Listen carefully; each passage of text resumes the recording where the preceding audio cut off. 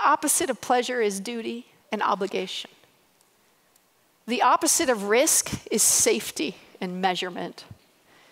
And the opposite of attachment is detachment. You know, Friedrich Nietzsche is a philosopher that coined the term God is dead.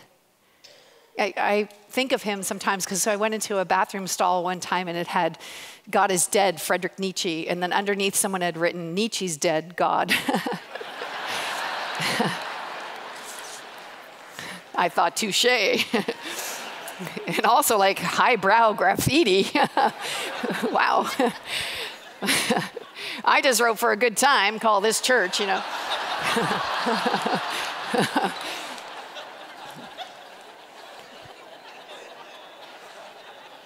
Nietzsche was a pastor's kid, and he used to stand at the back of his dad's church, and he used to say, does that thing up there preaching ever feel?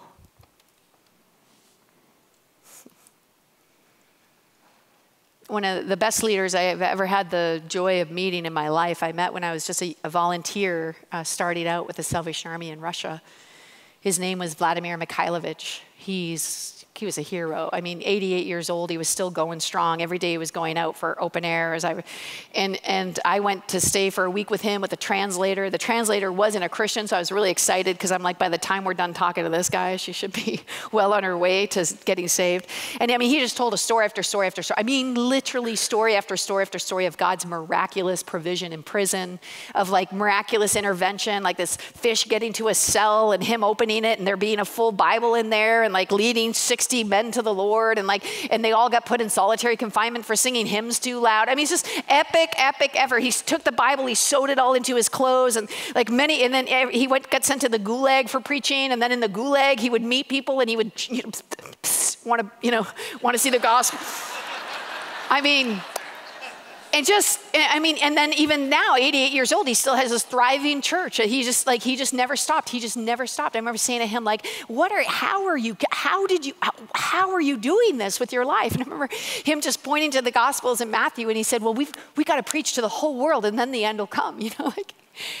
I'm just like, oh man, God, like, and I remember thinking, like, hearing these stories, like epic missional stories. I remember just going like, God, make me like Vladimir Mikhailovich. Like, I want to live an epic story life. You know what I'm saying? Like, let me, like, to the gulag I go. You know, I was only 19. I've changed my prayer since, but anyway. Now I'm like, to thrive I go, but suffering for Jesus. But, I'm on the train on the way back to Moscow with this translator, and I say to her, hey, Anna, like, tell me, like, what was the most impactful thing about Vladimir, like spending this time with Vladimir? And I'm just like, tell me, you know, like, and I'm thinking, like, which story is it? Like, which story is it going to be of God's miraculous power, like of his signs, of his intervention? Like, what's it going to be? And I remember her saying to me, Danielle, this might be tricky for you to understand. I said, well, try, like, just try. And she said, well, the thing that impacted me most about the life of Vladimir Mikhailovich was the way he loved his wife. I said, were you even listening?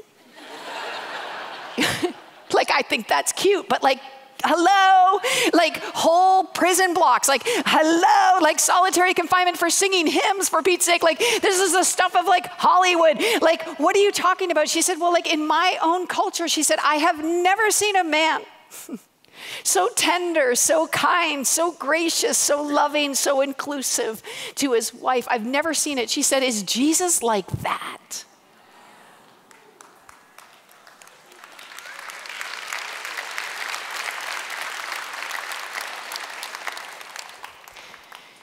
Those are the moments. And we don't see them coming because we're so trained to see the big ones, and we're so trained to think like the trajectory is about some sort of end. But actually, we need to pay attention to the now, to the here, to the process that we're in right now, to the invitations we have on a daily basis. And how you'll do that is by cultivating a life of love. If I were to put you in an MRI machine, what would your brain say? Pleasure? Risk? Attachment? Because ultimately, that's what really matters.